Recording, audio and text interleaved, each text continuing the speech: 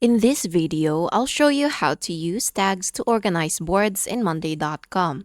Start by opening the board where you want to organize tasks or projects using tags. First, check whether your board already has a tags column. If it doesn't, click the plus button on the far right side of the board to add a new column. Search for and select the tags column type. The tags column will now appear inside your board. Click inside a tags cell for any item. You can either select an existing tag or type a new tag name to create one. Create multiple tags that describes your tasks. Tags can be reused across other items in the board. Add tags to all items in your board. You can also assign multiple tags to the same task if it belongs to several categories.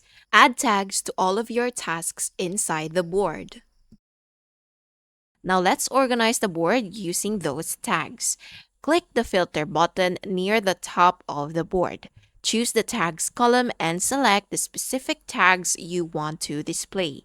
For example, you could filter the board to show only tasks tagged for work or only projects connected to a specific client. Tags become especially useful in larger boards where manually searching through tasks would take much longer. Using tags consistently helps teams categorize work more efficiently and improves overall board organization. And that's how to use tags to organize boards in Monday.com.